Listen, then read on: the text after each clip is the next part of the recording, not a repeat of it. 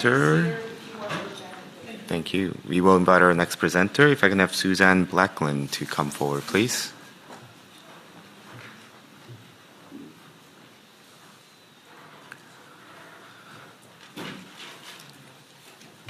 Thank you for joining us. You have 5 minutes for your presentation, 5 minutes for question after, and you may begin when you're ready. Thank you. Thank you for the opportunity to speak to you today. Your promotional material states, "We're continuing to take action on all fronts to make communities safer across BC." I appear today to focus on a critical issue which I believe the Minister of Municipal Affairs has inadvertently overlooked, and it is quietly causing cancer in people across this province. I present today as the author of Water Justice, What You Don't Know Could Kill You, and as a representative of Prevent Cancer Now, the National Council of Women of Canada, Raincoast Conservation Foundation, and the Vancouver Island Water Watch Coalition.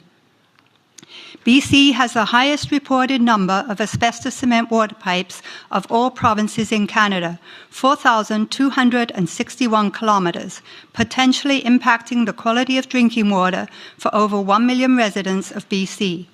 These pipes deliver water to homes after municipal treatment, meaning contamination occurs in the distribution system between the treatment plant and the tap. Asbestos is a known human carcinogen which causes cancer from swallowing asbestos. But unlike in the US, where drinking asbestos has been regulated since 1992 as it is known to cause cancer, Health Canada downplays this risk of ingesting asbestos as having insufficient evidence. Asbestos cement pipes abandoned in the ground across BC have created toxic waste sites in our communities, endangering any worker, child, or resident who disturbs that soil in the future. In Qualicum Beach alone, an estimated 50 locations contain abandoned asbestos cement pipes. Qualicum is not an anomaly. These sites also contribute to polluting source waters and negatively impact the environment.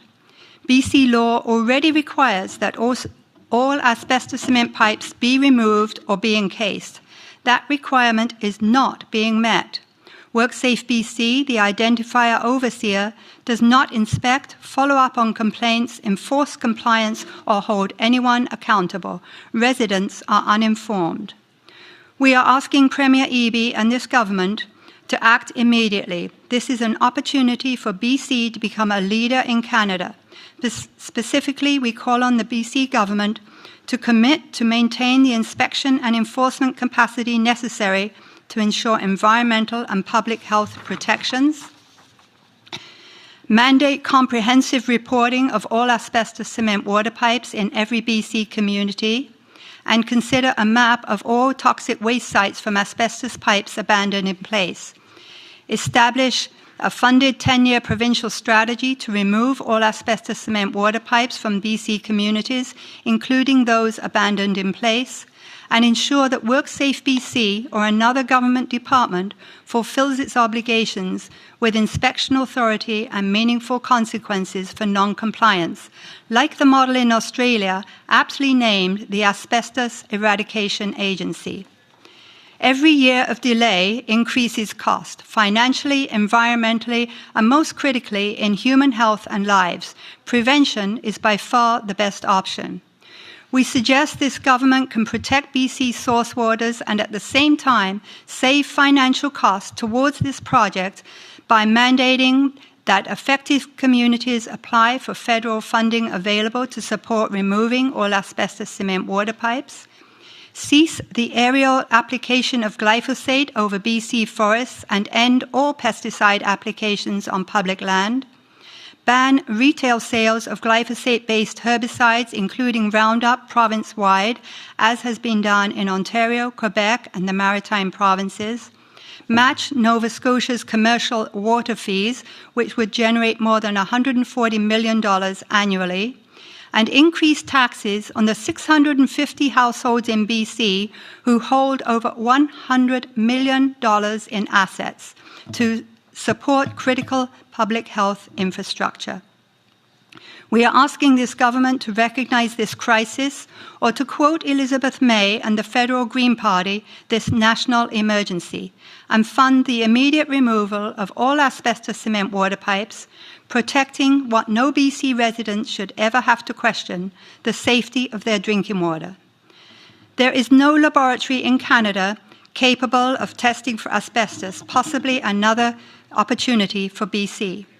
Thank you for your attention to this critical issue. I am happy to answer any questions or explain any points in more detail.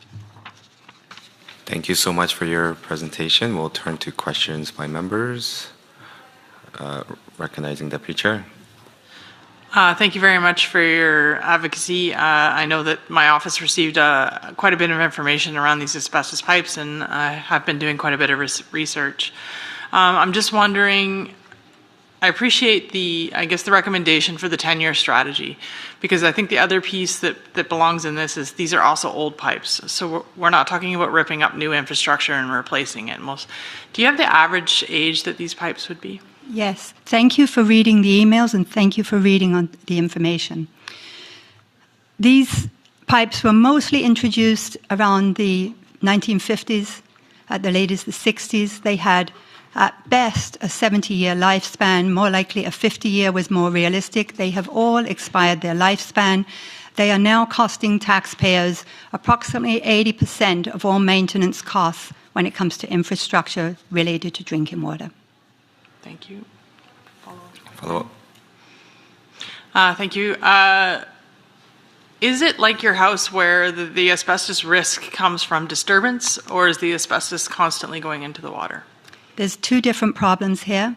One is because it is being delivered in the water, and that has been recognized in the US since 1992 and in other countries. It is after the distribution, after the water treatment, which is most critical, and it's not being tested. It's not even a compound listed in the Canadian Drinking Water Guidelines. We are the only country in the G7 who does not have national drinking water regulations. It's not even on anybody's radar. Final question on that. Do you have for the report what you think the needed investment has your organization, or not? And no, it's not really an organization, but has there been any look at how much it would cost to replace and remove? We can't tell you the cost until we know the extent of the problem. And until we get a report that is mandatory for communities to file to say exactly, we know that there's nearly 5,000 kilometres reported in BC, but it was not mandatory to report. We expect that it could be double or even triple that number. The last quote we have is from 3 years ago. It was costing $2.62 million per kilometre to remove those that are still in place. We have absolutely no record or no knowledge of the extent of those abandoned in place, and I expect that it's in the thousands. And the cost to remove those, once they have been allowed to disintegrate and create toxic waste sites, that's anybody's guess. We need to get to the bottom of the problem before we can estimate the cost. Thank you very much. Thank you very much. Recognizing Emily Aurora. Thank you. So you talked about the 5,000 kilometers that you do know of. Is this through municipal records of, what's decommissioned, or? It was a report that was requested by Elizabeth May. It was done by Stats Canada. It's now listed on the Prevent Cancer Now website. And as I said, they were only volunteered. They were only reported by some, and we don't know if those that reported the full extent of the numbers. Okay, so just a follow-up. So one is to identify how much there is in total, and then from that, it can be determined what the cost would be ultimately. Two separate issues. One is the number of pipes delivering the cancer through to the taps, through the drinking water. Yep. The other second issue, which might be even more critical, is the number of pipes that are abandoned in place, and what the cost would be of removing those, because we don't know the extent of the damage. Thank you very much. I can tell you that prevention will be far cheaper than treating everybody with the cancers in 2 to 3 decades. Thank you very much for that answer. Seeing no other question, thank you so much for coming and presenting to us today. Would you like me to leave you with a list of the research that confirms the carcinogens, or the... Yes. Yeah? Who do I give that to? Okay. Thank you. Thank you very much. Thank We'd you. like to invite